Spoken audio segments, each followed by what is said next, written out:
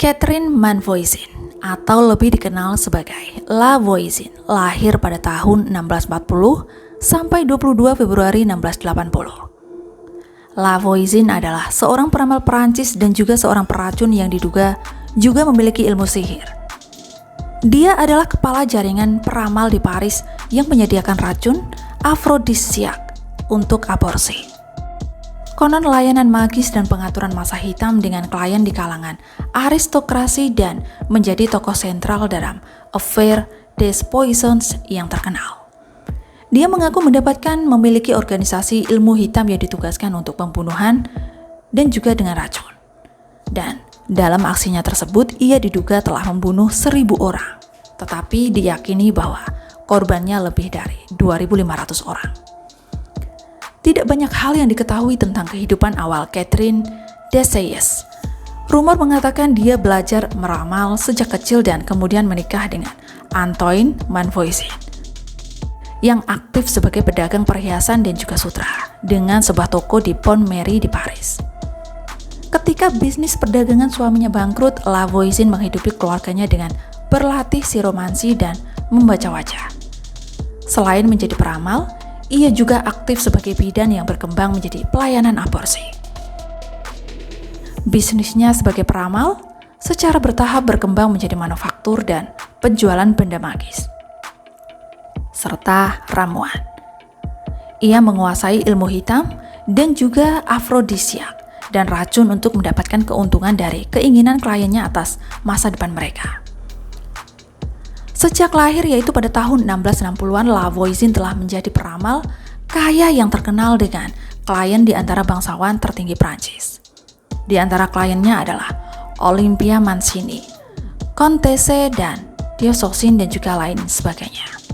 La Voisin tinggal di Villeneuve-sur-Gravois, di mana dia menerima kliennya sepanjang hari dan menghibur masyarakat kelas atas Paris di pesta-pesta dengan musik biola di tamannya pada malam hari.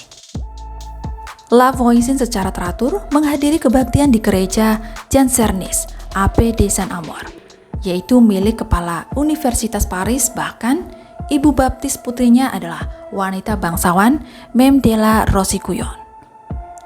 Dia menghidupi keluarga yang beranggotakan 6 orang, termasuk suaminya, ibunya, dan juga anak-anaknya. Dia diketahui memiliki setidaknya 6 kekasih algojo, yaitu André Gauleme, Monsieur Lautour, Victor de Causerens, Count de Labatie, Alchem Blazy, arsitek Fuchen, dan juga pesulap Adam Lezagi. Pada satu titik, Adam Lezagi mencoba membujuknya untuk membunuh suaminya. Tetapi, meskipun suaminya pada awalnya ia tergiur mengikuti saran itu, namun akhirnya dia berubah pikiran dan membatalkan proses pembunuhan sang suami. La Voisin tertarik pada sains dan kimia dan membiayai beberapa proyek dan perusahaan swasta. Beberapa di antaranya dibuat oleh penipu yang mencoba menipunya. La Voisin rupanya mulai memasukkan aborsi ilegal pada saat itu untuk keuntungan dalam pelayanannya sebagai bidan, dan salah satu kliennya adalah anggota aristokrasi yang kaya raya. Dia memiliki jaringan penyedia aborsi yang bekerja untuknya, terutama Catherine Lapere yang menyatakan bahwa dia menerima kliennya dari La Voisin yang merujuk klien kepadanya dan mengambil sebagian besar keuntungan sebagai bayaran. Mary Bossi mengklaim bahwa janin yang diaborsi di akhir kehamilan dibakar di tungku di rumah La Voisin dan dikuburkan di taman rumahnya. Namun, karena Louis ke-14 memberi perintah bahwa bagian dari perusahaan La Voisin yang berkaitan dengan aborsi tidak boleh dilanjutkan lagi, La Voisin kemudian berkata bahwa sebagai peramal dia hanya menggunakan dan mengembangkan apa yang Tuhan berikan padanya. Dia menyatakan bahwa dia diajari seni meramal pada usia 9 tahun dan setelah suaminya bangkrut, dia memutuskan untuk memanfaatkannya. Ia mengembangkan seninya dengan mempelajari metode fisiologi modern dan seni membaca masa depan klien dengan mempelajari wajah dan tangan mereka. Dia bahkan menghabiskan banyak uang untuk memberikan suasana yang akan membuat kliennya lebih cenderung mempercayai ramalannya. Misalnya, dia memiliki jubah khusus dari beludru merah tua yang bersulam elang dengan emas yang dibuat dengan harga $1.500. Lalu, pada tahun 1665. Ramalannya dipertanyakan oleh Kongregasi Misi di Ordo Saint Vincent de Paul, dan dia dipanggil untuk diinterogasi. Tetapi Lavoisier berhasil mempertahankan dirinya di hadapan profesor di Universitas Sorbonne, dan ia diizinkan untuk melanjutkan bisnisnya sebagai peramal. Bisnisnya sebagai peramal lambat laun berkembang menjadi bisnis ilmu hitam profesional. Dan selama aktivitasnya sebagai peramal, dia melihat kesamaan di antara keinginan kliennya tentang masa depan mereka. Hampir semua ingin seseorang jatuh cinta dengan mereka, bahwa seseorang akan mati untuk mewarisi atau pasangan mereka akan mati untuk mereka. Mungkin menikah dengan orang lain dan lain sebagainya. Lavoisier memutuskan untuk mendapatkan keuntungan finansial dari keinginan klien-kliennya tersebut dengan menawarkan layanan sihir untuk mewujudkan keinginan mereka. Awalnya dia memberitahu kliennya bahwa keinginan mereka akan terwujud jika itu juga kehendak Tuhan.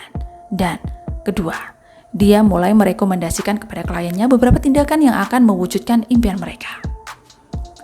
Tindakan ini awalnya mengunjungi gereja orang suci tertentu. Kemudian dia mulai menjual jimat. Dan lambat laun, dia merekomendasikan semakin banyak benda magis atau ritual dari berbagai jenis. Untuk klien yang menginginkan seseorang untuk jatuh cinta pada mereka, dia membuat bubuk cinta yang berasal dari tulang godok, gigi tai lalat dan lalat Spanyol, serbuk besi, darah manusia dan juga mumi, serta debu sisa-sisa manusia. Praktik yang direkomendasikan lainnya yang paling radikal dan mahal adalah ilmu hitam, yang dia atur untuk keuntungannya dan di mana klien dapat berdoa kepada setan agar keinginan mereka menjadi kenyataan. Selama beberapa masa, seorang wanita tampil sebagai altar, di mana mangkuk diletakkan dan seorang bayi digendong di atas mangkuk dan darah dari mereka dituangkan ke dalam mangkuk.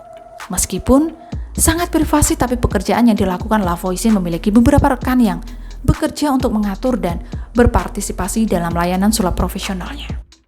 Terutama Adam Lesage yang melakukan tugas-tugas magis yang dituduhkan, dan pendeta Etienne Cuibourg dan Abbé Moreau yang memimpin misa kulit hitam.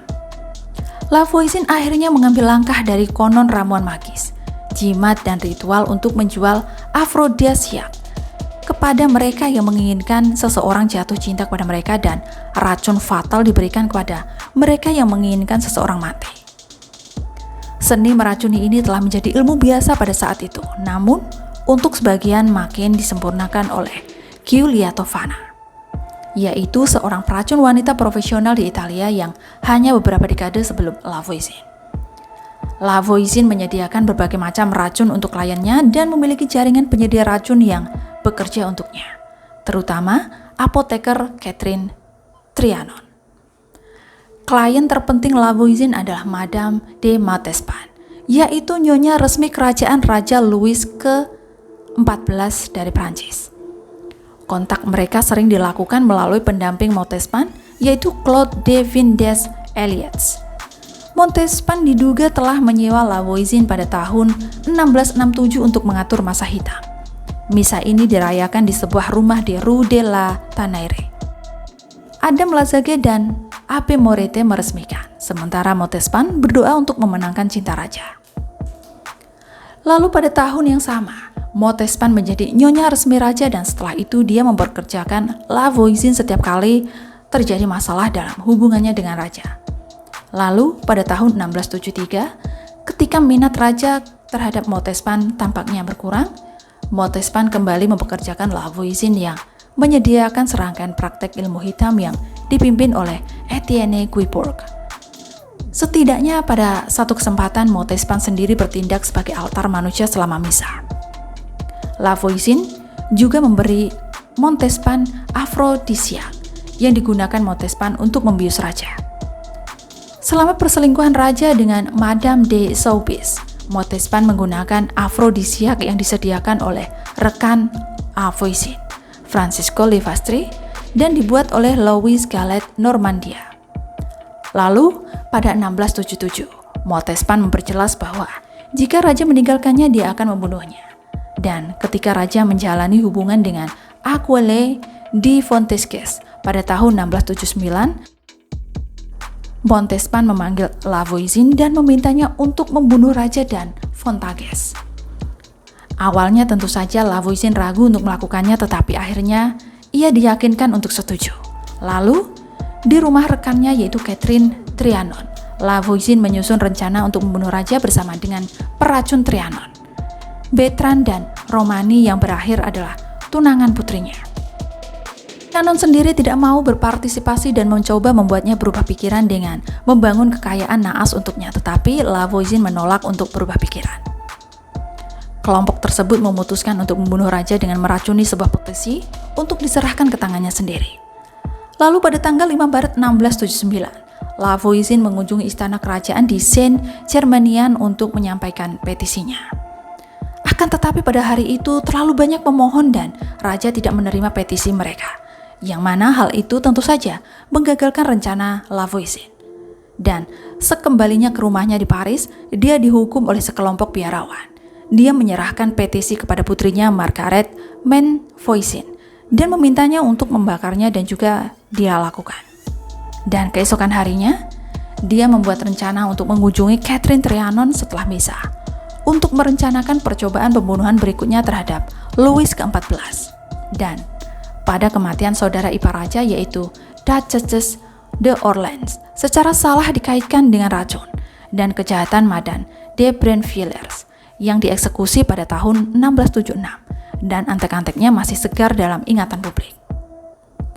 Secara bersamaan terjadilah kerusuhan di mana orang-orang menuduh penyihir menculik anak-anak untuk ramuan ilmu hitam, dan para pendeta melaporkan bahwa semakin banyak orang yang mengaku keracunan dalam pengakuan mereka. Lalu pada tahun 1677 peramal Magdalene de la Grange ditangkap karena keracunan dan mengklaim bahwa dia memiliki informasi tentang kejahatan yang sangat penting. Penangkapan peramal dan peracun sukses Mary Bossy dan Mary Vigoureux pada Januari 1679 membuat polisi sadar bahwa ada jaringan peramal di Paris yang berurusan dengan distribusi racun. Lalu pada 12 Maret 1679, Lavoisin ditangkap di luar Notre Dame de Bonneville setelah mendengar misa tepat sebelum pertemuannya dengan Catherine Trianon. Dan pada bulan April 1679, sebuah komisi yang ditunjuk untuk menyelidiki subjek dan mengadili para pelanggar bertemu untuk pertama kalinya.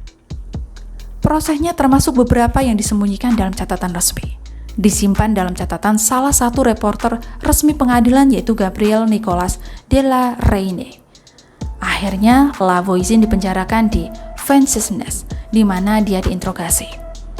Dan pada tanggal 27 Desember 1679, Louis ke-14 mengeluarkan perintah bahwa seluruh jaringan harus dimusnahkan dengan segala cara tanpa memandang pangkat, jenis kelamin, ataupun usia.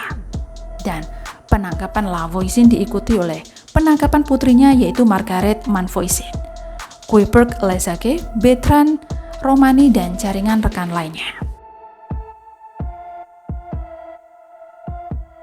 Lavoisin tidak pernah disiksa meskipun perintah resmi dikeluarkan yang memberikan izin untuk penggunaan penyiksaan. Dijelaskan bahwa perintah tersebut tidak boleh diberlakukan dan akibatnya tidak pernah digunakan. Alasan yang disarankan adalah ketakutan bahwa dia akan mengungkapkan nama-nama orang berpengaruh jika dia diinterogasi di bawah siksaan.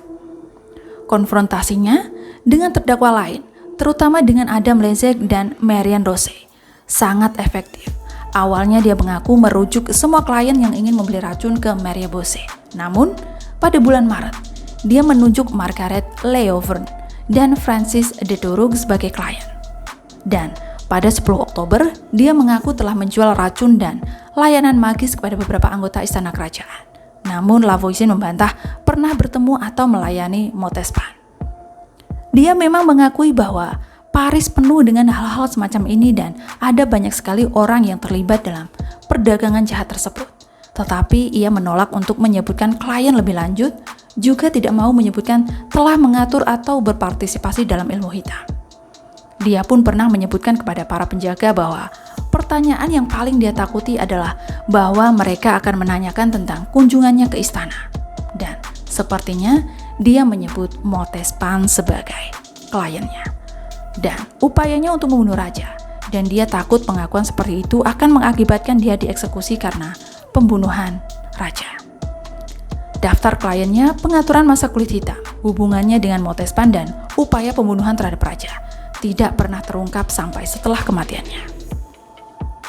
Dan juga ia membantah klaim penggunaan ovennya untuk membakar tulang bayi yang diaborsi yang terlalu besar untuk kuburan di kebunnya. Dan tuduhan lainnya yang dia bantah termasuk penyuntikan jarum suntik dengan cairan fatal ke dalam tubuh wanita hamil untuk menggosongkan, setelah itu janin yang diaborsi kemudian dikuburkan dengan cara yang sama di kuburan taman. Dan pada 17 Februari 1680, Lavoisin diadili dan dihukum karena ilmu sihir dan dijatuhi hukuman eksekusi dengan cara dibakar 2 hari kemudian.